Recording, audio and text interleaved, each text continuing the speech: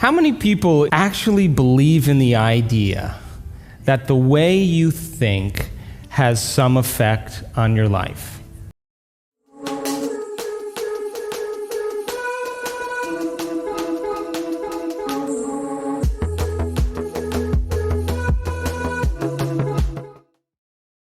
So how many people actually woke up this morning and consciously created a future? You know, the biggest reason why people don't do it is because you don't really believe it's true. You see, if you knew on a gut level that it was absolutely true, would you ever miss a day? And would you ever let any thought slip by your awareness that you didn't want to experience? So your brain, according to neuroscience, is organized to reflect everything you know in your life. Your brain is a record of your environment. It's a record, an artifact of your past. So if you believe this, then does your environment control your thinking, or does your thinking control your environment? So if you wake up in the morning and you get out of bed on the same exact side as you did the day before, you shut the alarm clock off with the same finger, you slip into your favorite slippers, you shuffle into the bathroom and you use the toilet like you always do, then you walk over to the mirror and you look at yourself to remember who you are, then you get into the shower and you wash yourself in the same routine way, then you groom yourself to look like everybody expects you to look, then you go downstairs and you drink coffee out of your favorite mug. Then you drive to work the same way as you did the day before. You see the same people that push the same emotional buttons. You do the exact thing that you know how to do and you memorize and can do so well that you're an expert at. Then you hurry up and rush home so you can hurry up and check your emails, so you could hurry up and go to bed, so you can hurry up and do it all over again. Now, here's my question. Did your brain change at all that day? We could say that you were thinking the same thoughts, performing the same actions, that create the same experiences, that produce the same emotions, but secretly expecting something to change in your life. So then, as the environment turns on different circuits in your brain, you begin to think equal to your environment. As you see the same people and go to the same places and do the same things at the same time, it's the external environment that's turning on different circuits in your brain, causing you to think equal to everything that you know. And as long as you think equal to everything that's familiar or known to you, what do you keep creating more of? Same life. Now, the quantum law is still applying to you. You're just thinking equal to everything that you know, and you keep creating more of the same. To change, to truly change, is to think greater than your environment. And every great person in history knew this. Whether it was William Wallace or Mahatma Gandhi or Martin Luther King or Queen Elizabeth I or Joan of Arc, they all had a vision. They all had an idea. Couldn't see it, couldn't smell it, couldn't taste it, couldn't feel it. But it was alive in their mind. It was so alive in their mind that they began to live as if that reality was actually happening now. So can you believe in a future that you can't see or experience with your senses yet, but you've thought about enough times in your mind that your brain is literally changed to look like the event has already happened? Neuroscience says it's absolutely possible. Now, your personality creates your personal reality. That's it. It's that simple. And your personality is made up of how you think, how you act, and how you feel. So the present personality who's sitting here today, you, has created the present personal reality called your life. Would you agree?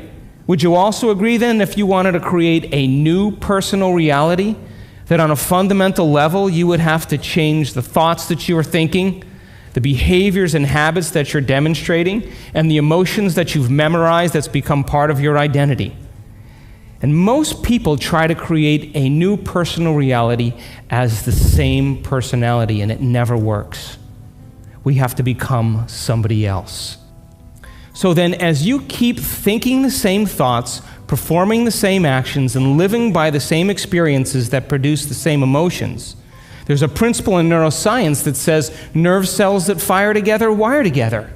And if you keep repeating the same states of mind and body over and over again, your brain begins to fire in the same sequences, in the same patterns and same combinations. And whenever you make your brain work in a certain way, that's called mind. Mind is the brain in action. So as you remind yourself every day who you think you are, you're causing your brain to fire in the exact same ways. And as they fire and wire in the same patterns over time, the brain moves into a very finite signature, and that's called your personality. Now, that box in your brain isn't literally a box, but it's the most commonly wired, neurologically fired programs that run redundantly because we keep doing the same things over and over again. To change your mind, then, is to make the brain work in new sequences and new patterns and new combinations, to begin to make the brain work differently. And the one ingredient that allows us to do that is knowledge or information. Because every time you learn something new, you make a new connection in your brain. That's what learning is. Learning is forging new connections. Remembering is maintaining or sustaining those connections. So now, every time you have a thought, you make a chemical. And if you have a great thought, or an unlimited thought, or a joyful thought, you turn on a set of circuits in your brain that fires in a very specific sequence, pattern, and combination, that produces a level of mind, that turns on another part of the brain that makes a chemical for you to begin to feel exactly the way you were just thinking, great or unlimited or joyful. Now, if you have a negative thought or an unhappy thought or a self-depreciating thought, you turn on a different set of circuits and a different combination, a different sequence, and a different pattern that produces a different level of mind. And the brain then begins to make a different batch of chemicals that signals the body for you to begin to feel exactly the way you were just thinking, negative or unhappy or unworthy. So the moment you begin to feel the way you think, because the brain is in constant communication with your body, you begin to think the way you feel, which makes more chemicals for you to feel the way you think, and then you think the way you feel, and then you feel the way you think, and then you think the way you feel. And some people do this for 20 or 30 or 40 years. Now, the redundancy of that cycle over time creates what I call a state of being. And a state of being is when your mind and body are working together, or your thoughts and feelings are aligned to a concept. So thoughts are the language of the brain, and feelings are the language of the body. And as people get caught in this cycle of thinking and feeling and feeling and thinking, over time, they condition their body to memorize that emotion as well as the conscious mind. And whenever the body knows as well as the mind, that's called a habit. A habit is when your body is the mind. Now, 95% of who you are by the time you're 35 years old is a set of memorized behaviors, set of emotional reactions, beliefs, perceptions, attitudes that run just like a computer program. So 5% of your conscious mind begins to work against 95% of what you've memorized. So the person wants to think positively, but they're feeling negatively. They want to create their dream board, and put up their future life, but they feel unworthy. That's mind and body in opposition. We have to recondition the body to a new mind. So how many people know someone who's memorized suffering? And you say to that person, hey, did you read the book I gave you? What do they say? No. Hey, listen, we're going to go out to dinner. We're going to go see some stand-up comedy. We're going to go for a walk along the water. You want to come?